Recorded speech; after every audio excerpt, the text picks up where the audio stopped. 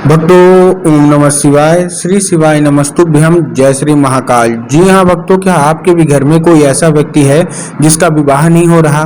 आप उसके विवाह के लिए बहुत ज़्यादा परेशान है कि आखिरकार इसका जो विवाह है ना, वो क्यों नहीं हो रहा। कोई ना कोई तो वजह होगी जिसके कारण इसका विवाह नहीं हो रहा। आपने बहुत ज़्यादा प्रयास कर लिया कि इसका विवाह हो जाए, लेकिन अभी तक इसका जो विवाह है ना, उसका कोई भी रता पता नहीं है। आपका लड़का है, आपकी लड़की है, कोई ना कोई समस्या आ रही है उसको विवाह को लेके।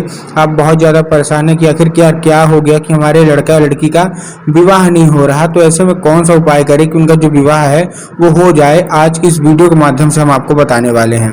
देखिए, हो जाता है, कोई ना कोई चीज़ें होती हैं जिसके कारण क्या होता है, लड़का और लड़की का जो विवाह है ना, उसमें अड़चन आती है। आप लोग बहुत ज़्यादा परेशान भी रहते हैं कि आखिर ऐसा क्या हो गया कि उनका जो विवाह है वो नहीं हो रहा। आपने बहुत ज़्यादा पंडितों को दिखा लिया, बहुत ज़्यादा उनकी कुंडली मिलवा ली, लेकिन अभी भी उनका जो विवाह है ना, उसका योग नहीं बन रहा। आपको समझ में नहीं आ रहा कि आखिर ऐसा क्या हो गया, इनका जो विवाह है वो हो क्यों नहीं रहा। तो आज का ये वीडियो मात्र और मात्र आपके लिए है। क्या करना है, कैसे करना है, पूरा आपको समझाने वाला हूं। तो बस उपाय पूरा सुनिएगा, अच्छे से उपाय करिएगा। अगर आपने आज का ये उपाय ध्यान से सुन लिया, अच्छे से कर लिया, तो 100% है कि आपके घर का जो कोई भी व्यक्ति है ना, जिसका विवाह नहीं हो रहा था, 100% उसका विवाह होगा ही होगा, और मंगल विवाह होगा।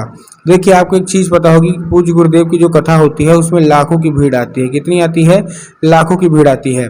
और जब गुरुदेव की कथा में लाखों की भीड़ आती है, तो एक चीज़ और पता होगी कि जो गुरुदेव की कथा में आती है भीड़, उसमें क्या रहता है कि वो जितने भी भक्त रहते हैं ना, वो पत्र के द्वारा अपनी मनोकामना गुरुदेव तक पहुंचाते हैं।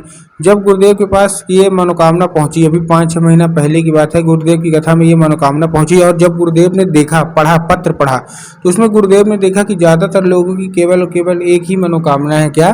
कि गुरुदेव, हमारे घर का जो व्यक्ति है ना, उसका विवाह नहीं हो रहा। हम लोग बहुत ज़्यादा परेशान हैं, कृपया करके कोई ऐसा उपाय बता दे ताकि जो उसका विवाह है वो मंगलपूर्ण तरीके से हो जाए। जब गुरुदेव ने ये देखा कि बहुत सारे लोगों की तो यही मनोकामना है, तब गुरुदेव ने 2 से 3 उपाय बताए और कहा केवल और केवल ये उपाय कर लेना, तुम्हारे घर का जो भी व्यक्ति है ना, जिसका विवाह नहीं हो रहा, 100% है कि उसका विवाह होगा ही होगा। जब गुरुदेव ने ये उपाय बताया तो लोगों ने जाके उस उपाय को घर में किया, और जैसे ही लोगों ने जाके उस उपाय को घर में किया, मात्र 1 से 1.5 महीने के बाद गुरुदेव की कथा में वो लोग वापस आए। जैसे ही वो लोग गुरुदेव की कथा में वापस आए, उन्होंने गुरुदेव को इस बार फिर से पत्र लिखा, लेकिन इस बार का जो पत्र था, ये गुरुदेव को धन्यवाद के रूप में पत्र था कि गुरुदेव धन्य हो आपका, आपके द्वारा बताया गया उपाय हमने कर लिया है। हमारे घर का जो व्यक्ति था ना, जिसका विवाह संपन्न नहीं हो रहा था, पूर्ण नहीं हो रहा था, उसका जो विवाह है वो बहुत अच्छे से संपन्न हो गया है। आपका कोटि कोटि धन्यवाद। तो देखिए, अगर आपको भी जानना है ना कि आखिर ऐसा कौन सा उपाय है जिसको करने मात्र से व्यक्ति के घर की सारी मनोकामना पूरी हो जाती हैं, और व्यक्ति का जो विवाह है, जो नहीं हो रहा होता है, वो विवाह भी पूर्ण रूप से संपन्न हो जाता है। तो चलिए हम बताते हैं आपको आज की इस वीडियो में। लेकिन उससे पहले चैनल पे अगर पहली बार आए हैं और आवाज़ मेरी पहली बार सुन रहे हैं, तो वीडियो को कर दें लाइक और चैनल को कर लें सब्सक्राइब, ताकि पूजनीय पंडित प्रदीप जी मिश्रा के रोज़ नए नए उपाय, जो कि मैं उनकी कथा से सुनता हूँ, श्रवण करता हूँ, अब जो भी मैं उनकी कथा से सुनता हूँ, श्रवण करता हूँ, सबसे पहले मैं आपको प्राप्त करा सकूँ। ठीक, तो देखिए, जो हमारा सबसे पहला उपाय है, इसमें आपको देखिए करना क्या है। हमारा जो पहला उपाय है, ये उपाय आपको उन्हीं व्यक्ति से कराना है जिनका जो विवाह है वो नहीं हो रहा। अगर आपका लड़का है, अगर आपकी लड़की है ना, उनका विवाह नहीं हो रहा, तो ये उपाय आप उन्हीं से करवाइए। अब आपका करवाना कैसे, चलिए हम वो भी बता देते हैं। आपको इस उपाय में 1 बेलपत्र चाहिए और 3 काली मिर्च चाहिए। क्या क्या, फिर से बता रहा हूँ, 1 आपको बेलपत्र चाहिए और 3 काली मिर्च चाहिए।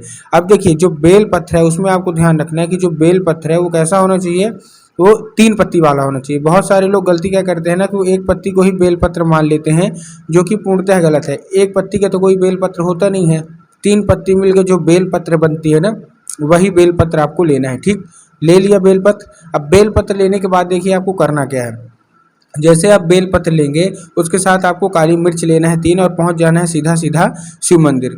अब जैसे ही शिव मंदिर पहुंचेंगे, शिव मंदिर पहुंचने के बाद आपको करना क्या है, आपको दक्षिण दिशा में खड़े हो जाना है और उत्तर की ओर अपना चेहरा कर लेना है। ठीक, अब दक्षिण में खड़े हो गए, उत्तर की ओर चेहरा कर लिया। अब आपको क्या करना है, बाबा को अर्पित करना है एक नाम लेके। महादेव का बहुत ही सुंदर सा नाम है, कौन सा? कुंदकेश्वर महादेव। तो बस आपको करना क्या है, आपको कुंदकेश्वर महादेव का नाम लेके उन्हीं का स्मरण करके आपको चुपचाप क्या कर देना है, चुपचाप आपको अर्पित कर देना है महादेव की शिवलिंग के ऊपर। पूज्य गुरुदेव कहते हैं मात्र 1 से 1.5 महीना रुकेगा, आप खुद ही देखेंगे कि जिस व्यक्ति का विवाह नहीं हो रहा था उसका विवाह पक्का हो गया है, और जो चाहता है उसी तरह उसका जो मतलब विवाह है वो होगा। ठीक, ये था कौन सा? ये था हमारा पहला उपाय। अब जो दूसरा उपाय है ये भी लड़का और लड़की को ही करना है। इस उपाय में आपको 11 लाल फूल चाहिए। कितने लाल फूल चाहिए? फिर से बता रहा हूँ, 11 लाल फूल। ठीक, अब 11 लाल फूल जब आप लेंगे तब आपको ध्यान रखना है कि गुलाब का हो, गुड़हल का हो, कोई दिक्कत नहीं है, लेकिन 11 के 11 एक किस्म के होने चाहिए। अगर आप गुलाब के ले रहे हैं तो आप केवल और केवल गुलाब के लीजिए, अगर आप गुड़हल के ले रहे हैं तो केवल और केवल आप गुड़हल के लीजिए। ये नहीं करना है कि आप 3 फूल गुलाब के ले लिए, 2 फूल गुड़हल के ले लिए, 3 और नहीं। पूज्य गुरुदेव ने साफ साफ बताया है कि आप जिसका भी ले रहे हैं 11 के 11 उसी का लीजिए। ठीक, ले लिए। लेने के बाद आपको पहुंच जाना है कहाँ? सीधे सीधे शिव मंदिर। अब शिव मंदिर में आपको अर्पित कहाँ करना है? आपके दिमाग में आया होगा कि बाबा भोलेनाथ के ऊपर अर्पित कर देंगे। नहीं, आपको बाबा भोलेनाथ के ऊपर नहीं, आपको कहाँ अर्पित करना है? आपको अर्पित करना है माता अशोक सुंदरी की जगह पे। अब देखिए, माता अशोक सुंदरी की जगह जिसको पता है कहाँ होती है उनका तो ठीक, लेकिन जिनको ये नहीं पता कि माता अशोक सुंदरी की जगह कहाँ होती है, तब गुरुदेव ने साफ साफ बताया है कि जो शिव मंदिर की जो जलाधारी होती है ना, जलाधारी के दाएं साइड में माता अशोक सुंदरी की जगह होती है। तो बस आपको माता अशोक सुंदरी की जगह पे आपको चुपचाप क्या कर देना है? अर्पित कर देना है और अपनी मनोकामना मांगना है। 1 से 1.5 महीना देखिएगा आपकी सारी की सारी मनोकामना पूरी होगी ही होगी।